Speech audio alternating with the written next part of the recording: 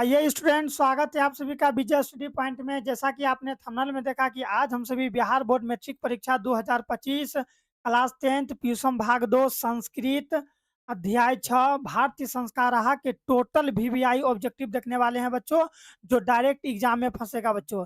इस अध्याय में हम लोग टोटल 55 ऑब्जेक्टिव देखेंगे केवल अध्याय 6 से। तो जरा अनुमान कीजिए बच्चों, एक भी ऑब्जेक्टिव नहीं छूटेगा और टोटल के टोटल ऑब्जेक्टिव मैंने केवल आप लोगों के लिए ही लाया है बच्चों। ठीक है बच्चों, तो इस सबसे पहले आप चैनल को सब्सक्राइब कर लें, उसके बाद हम लोग देखते हैं पहला प्रश्न। तो हम लोगों का पहला प्रश्न है बच्चों, चरित्र का निर्माण किससे होता है? चरित्र का निर्माण किससे होता है? संस्कार से, वैर भावना से, अशांति से, इनमें से कोई नहीं। तो आप लोग याद रखिएगा कि चरित्र का निर्माण संस्कार से होता है बच्चों। चरित्र का निर्माण संस्कार से होता है। आइए दूसरा नंबर प्रश्न देखते हैं। शैशव संस्कार कितने हैं बच्चों? बोलिए तो शैशव संस्कार की संख्या कितनी है बच्चों? 6, 5, 4, 3। तो आप लोगों को मैं बता दूं बच्चों कि शैशव संस्कार की संख्या 6 है, टोटल 6 है, याद रखिएगा। अंत्येष्टि संस्कार कब होता है? बोलिए बच्चों, अंत्येष्टि संस्कार कब होता है? अंत्येष्टि संस्कार मरने के बाद, जन्म के पहले, शिक्षा प्राप्त करते समय या विवाह के पहले। बोलिए बच्चों, अंत्येष्टि संस्कार कब होता है बच्चों? मरने के बाद होता है। कब होता है बच्चों? मरने के बाद। नेक्स्ट हम लोगों का, साहित्य ग्रंथों में केशांत संस्कार का नामांतरण क्या है? साहित्य ग्रंथों में केशांत संस्कार का नामांतरण क्या है बच्चों? तो आप लोग याद रखिएगा, गोदना। क्या है बच्चों? गोदना। इसका राइट आंसर क्या हो जाएगा? गोदना। 5 नंबर का देखते हैं। 5 नंबर का प्रश्न है, पानी ग्रहण किस संस्कार में होता है? बोलिए तो बच्चों, पानी ग्रहण किस संस्कार में होता है? तो आप लोग याद रखिएगा, पानी ग्रहण जो है बच्चों, विवाह संस्कार में होता है। पानी ग्रहण कहाँ पर होता है बच्चों? विवाह संस्कार में होता है। ठीक है बच्चों। और एक चीज बच्चों, आप लोग सुन लीजिए कि अभी हम लोग टोटल 55 प्रश्न को देखेंगे। अगर हम लोग एक एक करके ऑप्शन कर करके पढ़ते हैं तो टाइम लगेगा, इसलिए मैं डायरेक्ट आंसर आप लोगों को बताऊंगा। आप लोग जो है सही टिक करने का प्रयास कीजिए। ठीक है बच्चों, मैं डायरेक्ट आंसर बताऊंगा, नहीं तो वीडियो बहुत लंबा हो जाएगा। नेक्स्ट प्रश्न है बच्चों हम लोगों का, संस्कार कितने हैं बच्चों? संस्कार की संख्या कितनी है? तो आप लोग कई बार सुने होंगे 16 संस्कार है बच्चों। कितना है? संस्कारों की संख्या कितनी है बच्चों? 16 है, याद रखिएगा। फिर हम लोगों का, संस्कार प्रायः कितने प्रकार के होते हैं? अगर ऐसा प्रश्न रहेगा बच्चों कि संस्कार प्रायः कितने प्रकार के होते हैं, तो इसका राइट आंसर हो जाएगा बच्चों 5 प्रकार के। संस्कार जो है बच्चों, प्रायः 5 प्रकार का है। आप पूछेगा कि संस्कार कितने होते हैं तो आपको 16 मारना है। अब प्रायः संस्कार अगर पूछेगा तो 5। ठीक है बच्चों, आइए देखते हैं नेक्स्ट। अगला प्रश्न हम लोगों का, कि जीवन के सभी मुख्य अवसरों पर किसका आशीर्वाद अपेक्षित था? यानी कि जीवन के सभी अवसर पर किसका आशीर्वाद लेना हम लोगों के लिए बहुत ही अच्छा होता है बच्चों? तो वरिष्ठों का, जो हम लोगों से बड़े होते हैं, बुजुर्ग होते हैं, उसका आशीर्वाद लेना बहुत ही अच्छा होता है बच्चों। ठीक है, आइए नेक्स्ट देखते हैं। अगला प्रश्न हम लोगों का 9 नंबर का, सप्तपदी कर्मकांड किस संस्कार में होता है? सप्तपदी संस्कार किस कर्मकांड में होता है बच्चों? तो आप लोग इसका राइट आंसर क्या हो जाएगा? बोलिए तो इसका राइट आंसर हो जाएगा बच्चों विवाह संस्कार में। किस संस्कार में? विवाह संस्कार में। नेक्स्ट हम लोगों का, गोदना किस संस्कार का मुख्य कर्म है? गोदना जो है बच्चों, वो किस जो है किस संस्कार का मुख्य कर्म है? तो आप लोग याद रखिएगा, गोदना जो है केशांत संस्कार का मुख्य कर्म है बच्चों। ठीक है, केशांत संस्कार का मुख्य कर्म क्या है बच्चों? तो गोदना है। ठीक है, केशांत संस्कार का जो है मुख्य जो है कि कर्म क्या है? गोदना है, याद रखिएगा ना बच्चों।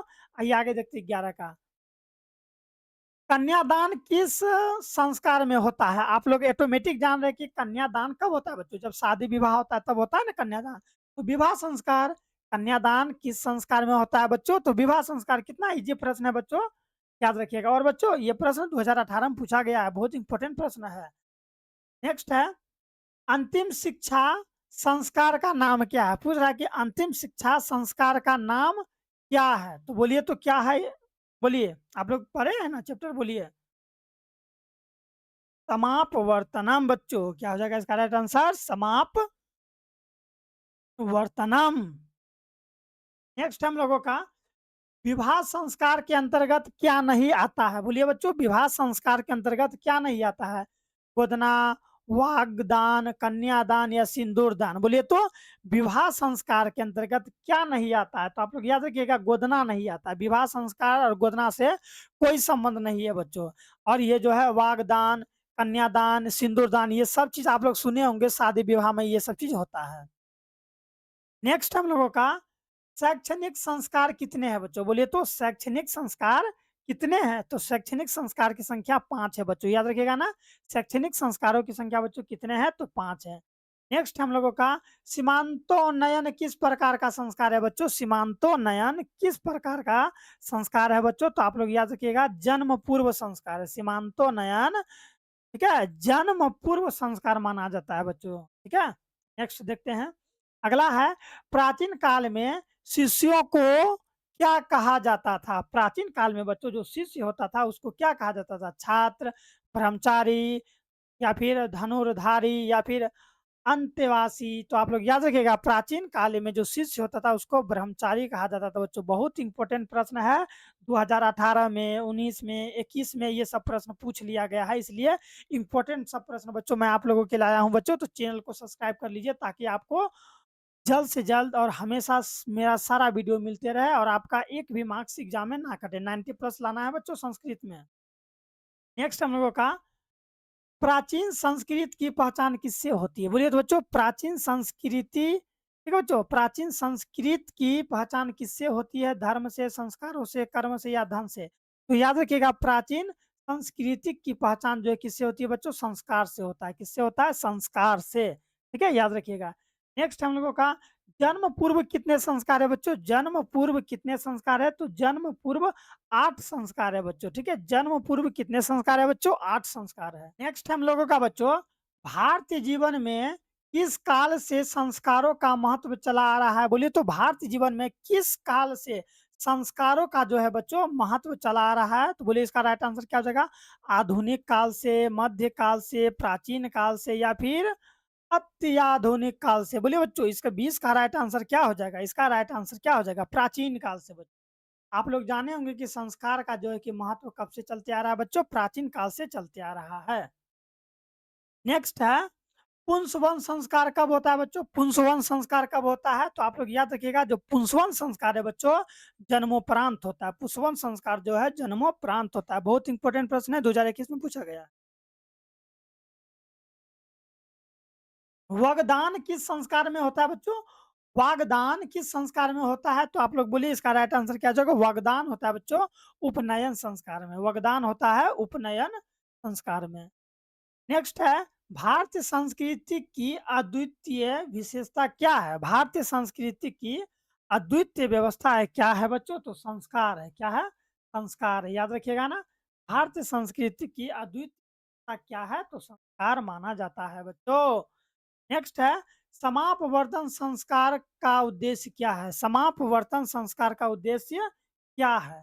तो समापवर्तन संस्कार जो होता है बच्चों, इसका उद्देश्य है, गुरु गृह से गृहस्थ जीवन में प्रवेश करना। गुरु गृह से गृहस्थ जीवन में प्रवेश करना। ठीक है बच्चों, याद रखिएगा। नेक्स्ट हम लोगों का, गर्भाधान संस्कार का प्रयोजन क्या है बच्चों? बोलिए तो गर्भाधान संस्कार का प्रयोजन क्या है बच्चों? याद रखिएगा, गर्भस्थ शिशु में संस्कारोपण, संस्कारारोपण, याद रखिएगा ना। गर्भस्थ शिशु में संस्कारारोपण, यही हो जाएगा इसका राइट आंसर बी। अब इसका देखते हैं, सीमांतोन्नयन संस्कार का प्रयोजन क्या है? सीमांतोन्नयन संस्कार का प्रयोजन क्या है बच्चों? तो इसका प्रयोजन है गर्भ रक्षा। ठीक है बच्चों, गर्भ रक्षा। सीमांतोन्नयन संस्कार का प्रयोजन क्या है? गर्भ रक्षा। बहुत इंपॉर्टेंट प्रश्न है बच्चों, 2022 में पूछ लिया गया है। आइए आगे देखते हैं 27 का, भारतीय जीवन दर्शन का महत्वपूर्ण उपादान क्या है? बोलिए तो बच्चों, भारतीय जीवन दर्शन का महत्वपूर्ण उपादान क्या है? 27 का राइट आंसर क्या हो जाएगा बच्चों? जाति प्रथा। क्या है बच्चों? जाति प्रथा। बच्चों मैं आप लोगों को एक चीज बता दूं कि इससे पहले मैं हिंदी का, संस्कृत का और वर्णिका का टोटल वीवीआई ऑब्जेक्टिव कर चुका हूं। अगर आप लोगों ने अभी तक नहीं देखा है तो जाइए प्लेलिस्ट में, प्लेलिस्ट में मेरा सारा वीडियो पड़ा हुआ है, आप जाके देखिए। और बच्चों मैं आप लोगों को एग्जाम तक साथ देने वाला हूं, जितने भी वीवीआई ऑब्जेक्टिव, वीवीआई सब्जेक्टिव है, मैं सभी आप लोगों को करवाऊंगा। साथ ही साथ याद रखिए बच्चों, मैं क्वेश्चन बैंक भी आप लोगों को करवाऊंगा। ताकि आप लोगों का एक भी मार्क्स कटे नहीं, ठीक है बच्चों? इसलिए चैनल को सब्सक्राइब कर ले बच्चों जल्द से जल्द। आइए आगे देखते हैं।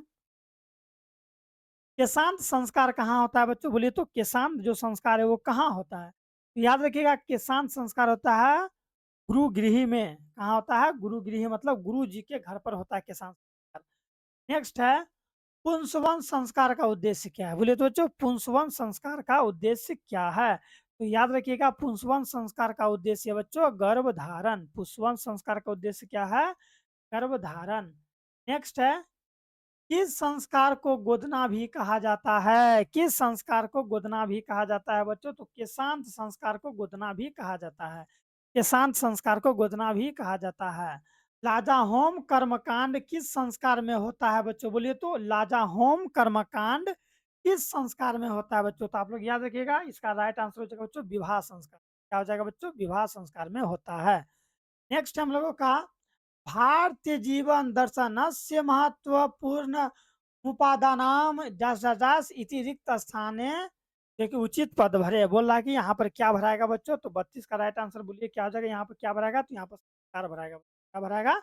संस्कार भराएगा।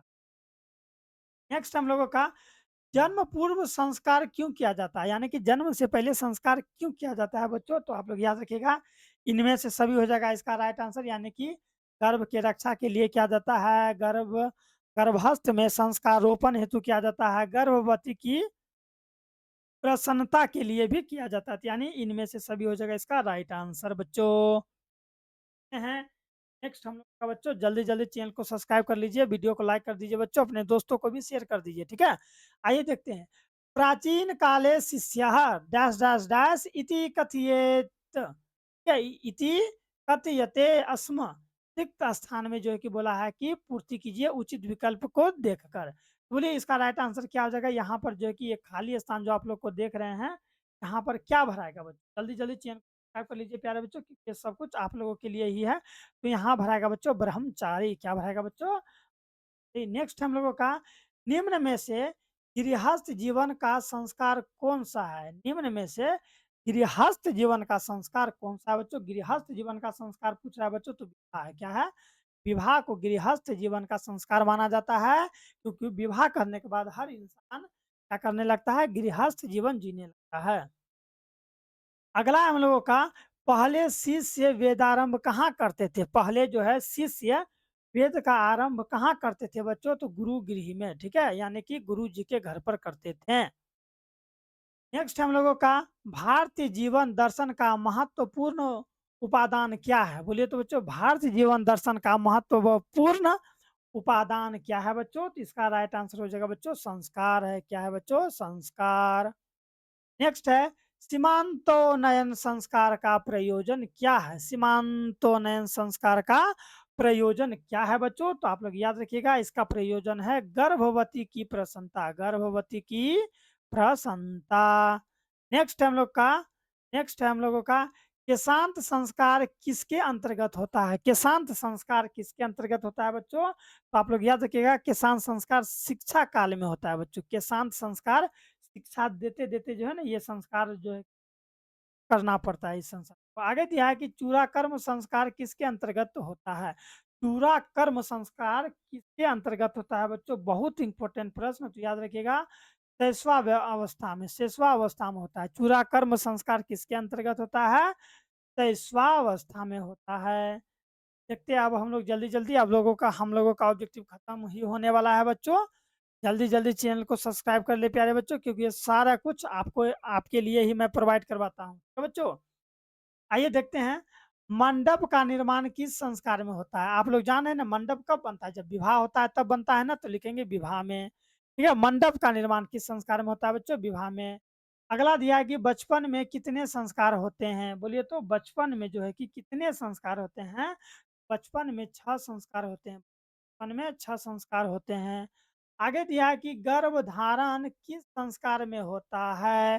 गर्भधारण किस संस्कार में होता है बच्चों? याद रखिएगा गर्भधारण जो है कि जन्म से तो बच्चों जन्म से पूर्व होता है। गर्भधारण कब होता है बच्चों? जन्म से पूर्व होता है। नेक्स्ट हम लोगों का कि भारतीय दर्शन का महत्वपूर्ण क्या है?